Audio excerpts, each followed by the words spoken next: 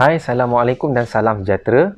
Jenama OLED bukanlah lagi jenama yang asing di Malaysia kerana dalam beberapa bulan ni ramai YouTuber-YouTuber Malaysia yang membuat review tentang OLED dan saya sebagai user Torchlight dan terus terang saya cakap OLED ni bukanlah jenama pilihan saya untuk Torchlight, bukanlah jenama pilihan saya. Saya pernah pakai OLED S10 Baton tahun 2014 dan masa tu model-model OLED 10 tahun lepas yang saya tak sukanya dia menggunakan side switch. Semuanya menggunakan side switch. Kerana apa? Ada kalanya bila saya nak pakai, saya tercari-cari button on dia. Tercari-cari. Berbanding dengan tail switch, saat saya pegang torchlight, tekan, terus hidup. Daripada arah mana pun, tekan, terus hidup.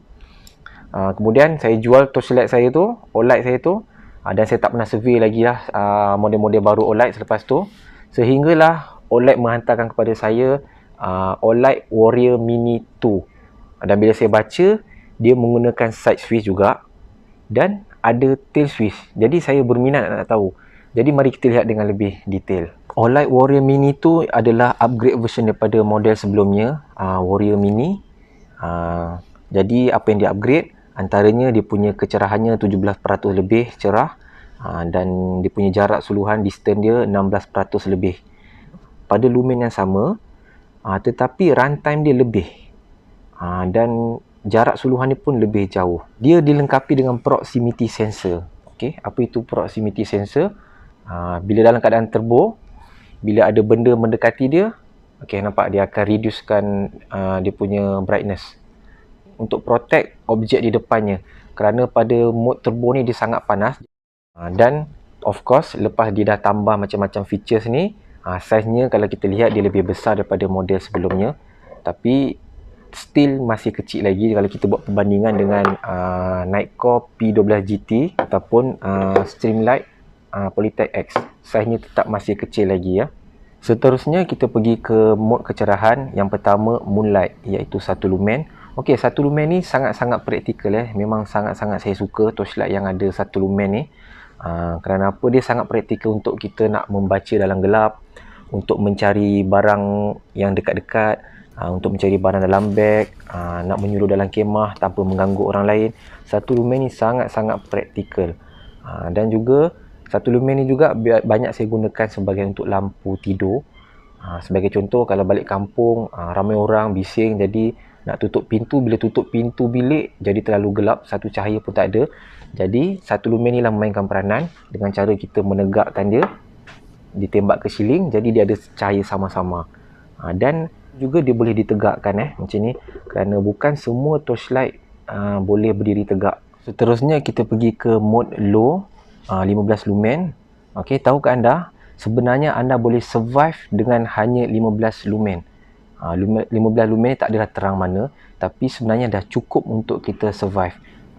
Dan runtime dia adalah sebanyak 164 jam bersamaan dengan 6 hari 8 jam. Mode seterusnya medium, 120 lumen. 120 lumen ni dah cukup sesuai untuk kita berjalan dalam gelap, dah cukup cantik 120 lumen. Dan mode seterusnya pula adalah high, 500 lumen. Okey, 500 lumen ni dia lagilah terang.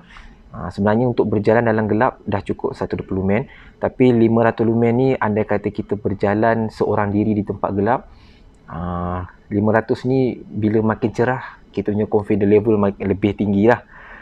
Dan selain itu boleh juga dijadikan sebagai safe defense. Seterusnya ke mode turbo, iaitu 1750 lumen. Okey, ini sangat-sangat terang tapi sebenarnya kita kalau nak beli torchlight, ramai orang terlalu fokus kepada maximum output dia. Tapi sebenarnya mode turbo ni terus terang kita sangat-sangat jarang guna kerana yang pertama dia sangat terang, jadi kalau kita nak slow dekat-dekat tu memang menyakitkan mata. Yang kedua, dia cepat panas, sangat-sangat panas, dan juga dia punya runtime pun sekejap je, tak lama. Tetapi perlu ke mode turbo ni? Pada saya still perlu juga. Kerana kalau ikut pengalaman saya, mode turbo ni ada kalanya kita perlu, contohnya kita nak menyuluh di dalam gaung, kita nak lihat apa dalam gaung tu, jadi dia memerlukan kecerahan yang tinggi. Jadi kita boleh suluh untuk lihat apa di dalam gaung, tapi kita suluh tak lama, cukup nak tahu apa di dalam gaung tu. Dan selain daripada tu boleh dijadikan sebagai safe defense.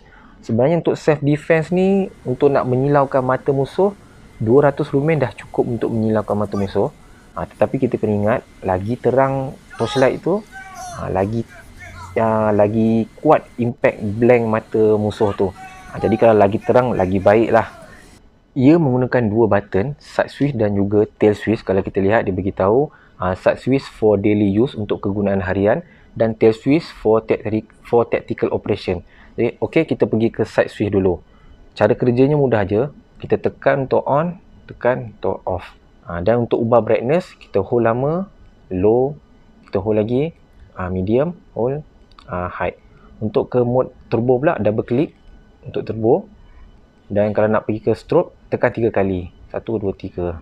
Strobe. Dan untuk pergi ke mode moonlight, kita hold lama. Okey, ini adalah moonlight. Dan kalau kita nak lock button dia, kita hold lama button sampai moonlight dan dia akan padam. Okey, sekarang ni kita punya button dalam keadaan off, kita tekan, dia tak akan hidup. Dan untuk unlock semula, kita hold lagi button sampai keluar moonlight. Okey, sekarang ni button dah unlock. Untuk tail switch pula, dia mempunyai dua mode. Yang pertama standard mode, yang kedua tactical mode. Kita lihat standard mode dulu. Kalau saya tekan separuh, half press, cahayanya medium. Kalau saya tekan full press, cahayanya turbo. Dan kalau lihat, kalau saya tekan, saya hold, saya lepas, dia terpadam. Ini dipanggil momentary. Momentary medium, momentary high. Dan kalau saya nak cahayanya on terus je, saya tekan sekali je, tak perlu hold. Momentary constant medium, constant high. Untuk tukar kepada tactical mode, tekan tail switch dan tekan side switch. Dia akan jadi strobe. Ini bermakna kita dah dalam keadaan tactical mode. Okey, untuk tactical mode, half press turbo, full press strobe. Jadi ini yang paling saya suka untuk Warrior Mini 2 ni, kerana andai kata dalam keadaan kecemasan untuk self defense, andai kata torchlight lain, bila saya on, andai kata cahayanya dalam keadaan low, saya terpaksa ubah brightness. Okey, baru dapat turbo. Tetapi kalau ini, saya tekan je sama ada separuh, 1750 lumen. Saya tekan penuh pun 1750 lumen. Jadi untuk self defense, ini sangat baik lah. Dia mempunyai magnet di belakangnya. Jadi ia boleh dilekatkan di mana-mana tempat ada besi. Dan juga ia menggunakan magnetic charging cable. Jadi sangat mudah untuk dicas. Dan dalam package dalam kotaknya, ia sertakan manual, lanyard, magnetic charging cable dan juga ring. Dan kalau kita lihat, pada Warrior Mini 2 ni dia ada ring tambahan.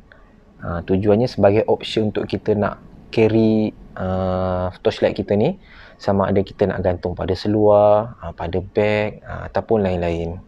Untuk pocket clip, kalau kita lihat, Warrior Mini 2 lebih panjang daripada model sebelumnya. Dan ia mempunyai dua arah, sama ada kita nak gunakan arah sini ataupun arah satu lagi. Dan pocket clip ni kalau kita letakkan di bahagian belakang ni, ia akan jadi deep carry. Bermaksud torchlight kita tu lebih jauh ke dalam seluar dan tidak terlalu menonjol. OLED Warrior Mini 2 ni adalah produk baru yang mana sebelum ni dia tiada di mana-mana website, dan saya telah terimanya lebih daripada sebulan awal daripada pasaran, dan saya telah gunakannya. Dan bagaimana dia telah mengubah saya punya pandangan selama ini terhadap OLED. Jadi sekadar itu saja video untuk kali ini. Semoga bermanfaat. Assalamualaikum dan salam sejahtera.